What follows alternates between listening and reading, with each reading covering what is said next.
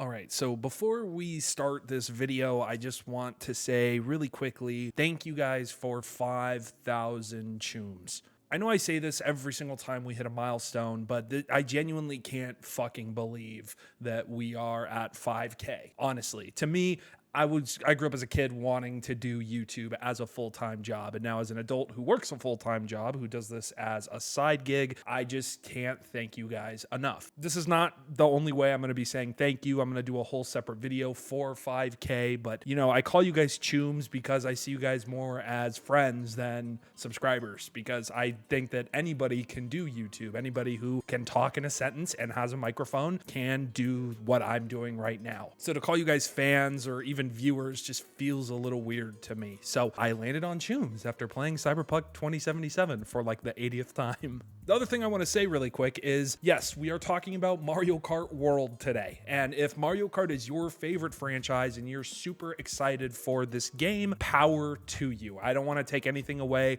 I've been very positive around the Switch 2, but after the recent Mario Kart World Direct, I just can't be positive anymore. And I don't want to be seen as someone who makes negative videos all the time. If you look across the span of this channel, I really have been nothing but positive for the most part. But I also don't want to be seen as a Nintendo shill, because even though I very much am in my day-to-day, I grew up with Nintendo. They're my favorite gaming company. Nothing is really ever going to change that. This is something that I can still speak out about and say that I disagree with and I don't particularly like, especially because it hurts viewers of mine. I've had conversations with people across different platforms that watch my videos that say that this is something that hurts them. And even if it's just one of you, I'm gonna fucking stand up for you, because that's what I kind of have the right to do with a small platform that I have right now. And I don't really care if it hurts any future relationship I could have with Nintendo. I'd rather stand up for you than work for the company, if that makes sense. Also, if this is your first video of mine, that's how I am. So maybe subscribe and I'll stand up for you too. Sorry, I had to fucking shill for myself here. But yes, Mario Kart World had a dedicated direct the other day, and I and a couple other people were really looking for this direct to justify the $80 price point, because yes, that is the biggest controversy just across the board. Honestly, I said it before, I think I literally just hit my fucking spacebar in the middle of my sentence to stop recording. I am just so unprofessional, dude. But the biggest reaction around the Switch 2 was the pricing of the games, in my opinion. Now, in the US, I think that the console price is very fair. I know that in other countries, the console price is pretty outrageous. I think that has more to do with exchange rates and just the overall like global economy. And I'm really fucking sorry if it's more outrageous for you. Like for our friends in Canada, I think it's something worth of like 630 Canadian dollars, which I mean doesn't really equate to 600 US dollars. It's a whole thing that smarter people than me can talk about in the comments, okay? But just for my perspective, I think $80 for a video game is very egregious unless it's justified. If Elden Ring would have been $80, I would have been happy to pay $160 for that game. Please do not make games $160. I'm just using it as an example. Same with a game like GTA. I think if GTA comes out and is $100, most people wouldn't really bat an eye at it because it's fucking GTA. But the fact that Mario Kart, a kart game that feels years behind Forza and even the more recent Need for Speeds games and Needs for Speeds, Jesus Christ. A kart game that feels behind almost every other racer on the market, for it to be priced $80, this direct really would have had to blown my socks off. And unfortunately, it took my socks out of the dryer, folded them up for me, and threw them in my fucking bin, because I'm not impressed here. But let's talk about some of the good. I think the designs of the characters are great. Again, I love the new Donkey Kong design. I loved it for his game, and I think it just works when he looks more like a Mario cartoonish than the old style. But justice for old DK, I'm always gonna love that dude. I think the kart gameplay itself was probably perfected in Mario Kart 8, so the fact that they're adding additional things to wall run, essentially drive on the wall, and the grinding mechanic, I think that's all cool. The rewind mechanic is something, I guess.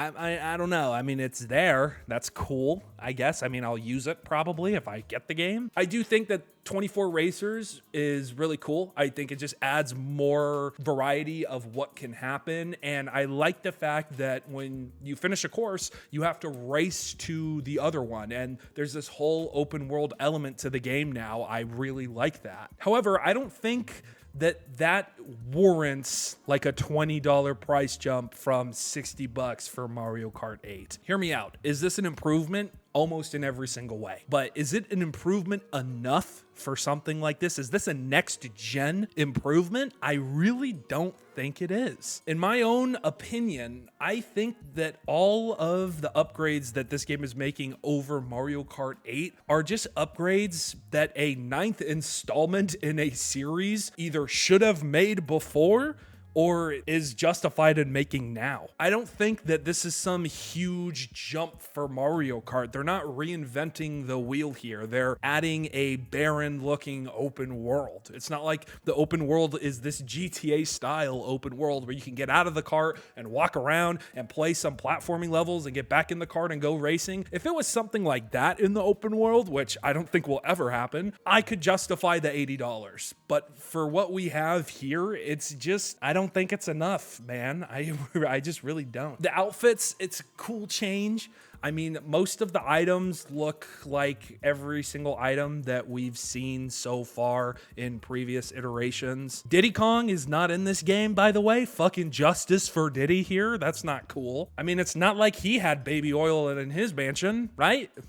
Right? Do we know that? Hold on. The modes themselves seem cool. Like, again, it's nothing revolutionizing here, man. It's nothing that's reinventing the formula for Mario Kart. Now, if you love Mario Kart and Mario Kart is your favorite franchise, I can see why $80 isn't that big of a jump for you. You might be like, hey, I already paid 60 to 70 for other Mario Kart games. This is like $20. I can afford $20. And that's super cool for you. Justice to you. Go for it. I'm not telling you how to spend your money. But for a fucking broke boy like me over here, I just can't justify it right now. And yes, I know this just gives more weight to the bundle, and that's really cool. I think it's great that the bundle and that the normal Switch 2 didn't change pricing. The bundle for the Switch 2 and Mario Kart World is still going to be $500 US.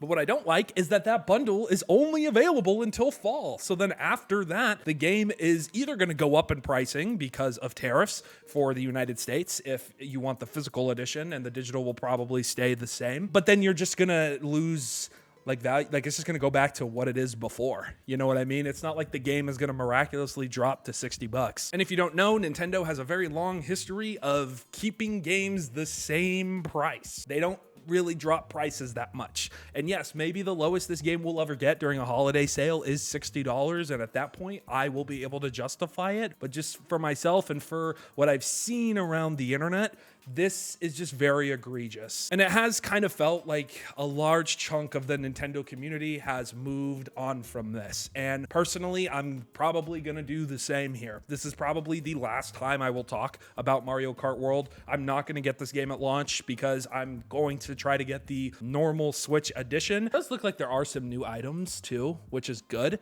I think that's a good thing, but I don't really think it's a lot. I don't think it's a lot to warrant $80. Everyone was hoping that the Direct would show something that Mario Kart was hiding, and it's not really hiding anything. It looks like everything we've seen is what we're gonna get. But I want to know your thoughts, because again, this is just the thoughts of someone who's broke and who needs to save money. Because I don't know if you guys have looked at your stock portfolios recently in the US. Mine is fucking cooked.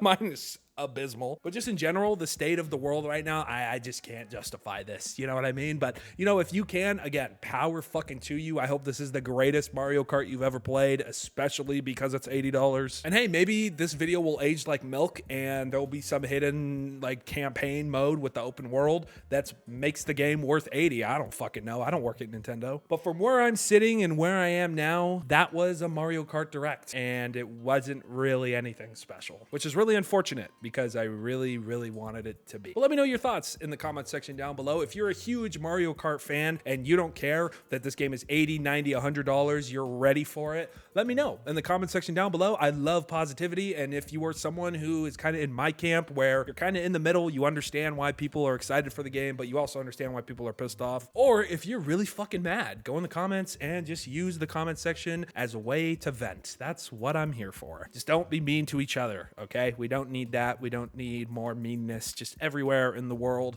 It's just not good. There's just too much hate going on right now, personally, and I'm just not here for it. So if you're trying to be positive, go in the comment section. Let me know. Anyways, again, thank you guys so fucking much for 5K. I really just don't even know what to do with myself, to be honest. I'm going to go try to think of a special video for the 5K. Anyways, this has been Nate, otherwise known as Wicked, and I will see you guys in the next video. Peace out.